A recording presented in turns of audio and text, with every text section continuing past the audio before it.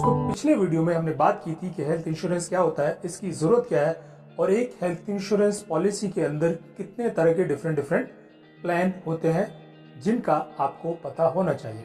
इस वीडियो में दोस्तों हम बात करने वाले हैं कि जब भी आप कोई insurance policy, health insurance policy लेने का प्लान करते हैं, लेने का विचार करते हैं, तो वो कौन कौन सी चीजें हैं जिनके बारे में आपको पहले से पता होना चाहिए, अदरवाइज आप बड़ा नुकसान भी उठा सकते हैं।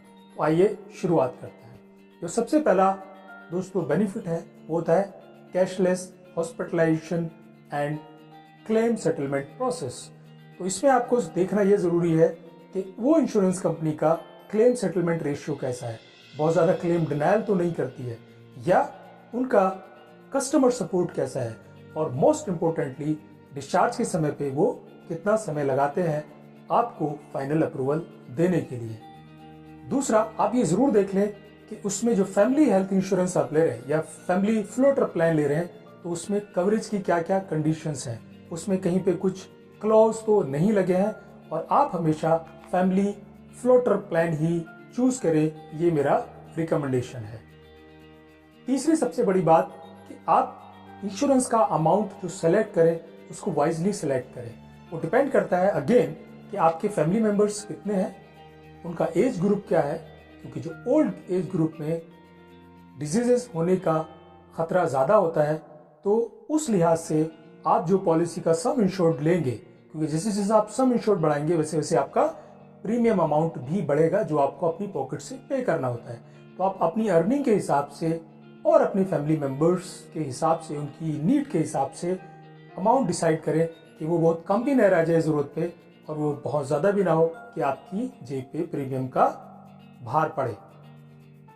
इसके अलावा दोस्तों आपको ये भी देखना जरूरी है कि आपकी जो हेल्थ इंश्योरेंस पॉलिसी है उसके अंदर जो उसके नेटवर्क हॉस्पिटल्स हैं, क्या वो 24/7 इमरजेंसी कवरेज देते हैं, या आपके घर के नजदीक वो नेटवर्क हॉस्पिटल है या नहीं है। क्योंकि ऐसा ना हो कि आपके नियर बाई उनका नेटवर्क हॉस्पिटल ना हो और आप दूर जा ना सके, तो उस समय आपको नियर बाय हॉस्पिटल में एडमिट होना पड़ेगा, पैसा खुद से पे करना पड़ेगा और बाद में आपको रीइंबर्समेंट के लिए जाना पड़ेगा। थर्ड दोस्तों ये भी देखना जरूरी है कि आप अगर यंग कपल हैं तो आप मैटरनिटी बेनिफिट जरूर ऑप्ट करें। आजकल प्राइवेट इंश्योरेंस कंपनीज भी मैटरनिटी बेनिफिट्स देने लगे हैं, क्योंकि अगले आने वाले सालों में डेफिनेटली आप अपना फैमिली प्लान करेंगे तो उस समय आपको इसकी जरूरत पड़ेगी। नेक्स्ट चीज जो आपको समझने वाली है, ये आप जरूर देखें कि आपका प्री एंड पोस्ट हॉस्पिटलाइजेशन आपकी हेल्थ इंश्योरेंस पॉलिसी में कवर हो रहा है या नहीं हो रहा है। जनरली 30 दिन पहले और 60 दिन बाद हॉस्पिटलाइजेशन के जितने भी खर्चे होते हैं वो इंश्योरेंस कंपनी आपको पे करती है रियम्बर्समेंट के तौर पे। तो फॉर एग्जांपल आप मान लीजिए 24 घंटे के लिए आप हॉस्पिटलाइज हुए पहली तारीख को जनवरी में, तो आपको दिसंबर महीने में जितने भी आपने कंसल्ट किए होंगे, जो भी आपने डायग्नोस्टिक टेस्ट कराए होंगे, वो सब इंश्योरेंस कंपनी पे करेगी। सिमिलरली डिस्चार्ज होने के बाद यानी कि जनवरी और फरवरी दोनों महीने के अंदर जो आपके खर्चे होंगे डॉक्टर को दिखाने का, फिर से कोई जांच करने का, छोटा मोटा कोई प्रोसीजर करने का, वो खर्चे भी इंश्योरेंस कंपनी आपको पे करती है, जिसके लिए आपको रियम्बर्समेंट क्लेम डालना पड़ता है इंश्योरेंस कंपनी के लिए। ये चीज शायद बहुत से लोग नहीं जानते हैं, तो उम्मीद है इससे आपको फायदा होगा। आजकल health insurance companies life term renewal plan भी देने लगे हैं।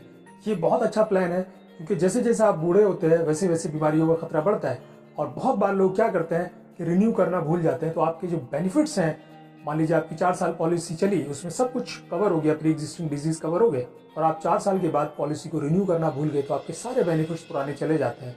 तो इसलिए अगर आप लाइफ टर्म रिन्यू करा लेते हैं तो आप भूलने के खतरे से बच सकते हैं, और उन दिनों जब आप बूढ़े होंगे तो आपको इसका फायदा मिलेगा, क्योंकि एज बढ़ने के साथ साथ आपका प्रीमियम भी बढ़ता है। तो अगर आज आप पे करेंगे तो शायद आपका प्रीमियम अमाउंट भी कैलकुलेटिवली कम जाएगा। कुछ insurance company free medical health check भी देती है, उसमें दोनों को फायदा होता है। उनको ये पता लग जाता है कि मरीज को कोई बीमारी तो नहीं है, तो आगे कोई क्लेम तो नहीं आने वाला है, और मरीज को ये फायदा हो जाता है या इंश्योर्ड को ये फायदा हो जाता है कि उसको क्या प्रिकॉशंस लेने हैं अपने आप को हेल्दी रखने के लिए।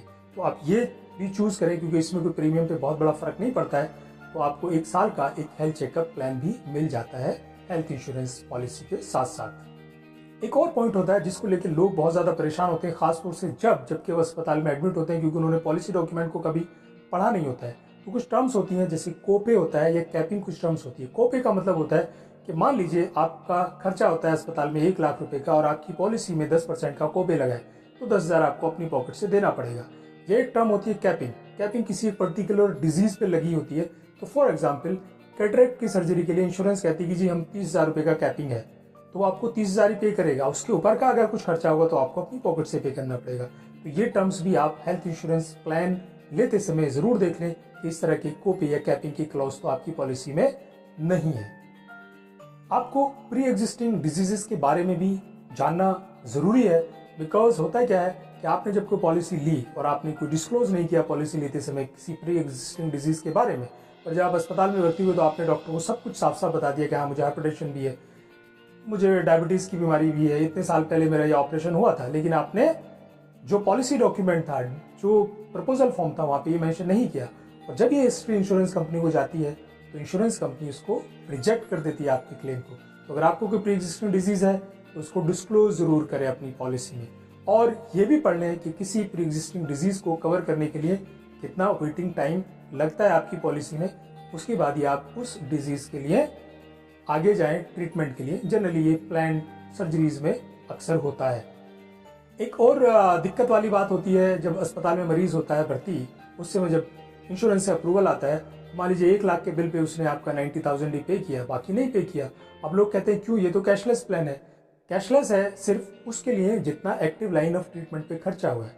कुछ ऐसी चीजें होती हैं, बहुत सारे डिस्पोजेबल कंज्यूमेबल्स होते हैं जिसको इंश्योरेंस कंपनी पे नहीं करती, जैसे थर्मामीटर है, टैगाडर्म है, बहुत सारे डिस्पोजेबल शीट्स वगैरह होती हैं, वो आपको अपनी पॉकेट से पे करना पड़ता है। तो इसके लिए आप अस्पताल से लड़ाई झगड़ा ना करें, ये इंश्योरेंस कंपनी और IRDA की गाइडलाइन के अकॉर्डिंग होता है। हाँ, आप उनका लिस्ट जरूर मांग सकते हैं अस्पताल से कि आप बताइए वो कौन कौन से नॉन पेबल आइटम्स हैं जो मुझे पे करने की जरूरत है। और लास्ट दोस्तों, सम इंश्योर्ड और प्रीमियम अमाउंट को जरूर कैलकुलेट कर लें आप अपनी इनकम के हिसाब से, अपनी फैमिली मेंबर्स के हिसाब से, और आपके एज ग्रुप क्या क्या है आपकी फैमिली में उनके हिसाब से। और अगर आपके पेरेंट्स 65 एंड अबव हैं तो कोशिश करें उनको एक अलग से हेल्थ इंश्योरेंस प्लान लेके दें, और अपनी फैमिली का एक अलग से हेल्थ इंश्योरेंस प्लान रखें। अगर आपके पास कॉर्पोरेट हेल्थ इंश्योरेंस पॉलिसी भी है, मैं सजेस्ट करूंगा उसके बावजूद भी आप अपना एक इंडिविजुअल प्लान जरूर अपने साथ रखें और उसको रेगुलर रिन्यू कराएं या लाइफ टर्म रिन्यूअल कराएं, क्योंकि आपको नहीं पता कि नौकरी कब तक है। अगर नौकरी गई तो कॉर्पोरेट इंश्योरेंस गया, उस समय आपको अगर कुछ ऐसी इमरजेंसी आती है तो उस समय आपके लिए बड़ी दिक्कत होती है। तो दोस्तों, मुझे उम्मीद है आपको ये वीडियो आपकी जानकारी भरा रहा होगा, और अगर आपको वीडियो अच्छा लगा तो इसको लाइक करें, शेयर करें और चैनल को सब्सक्राइब करना ना भूलें। Thank you.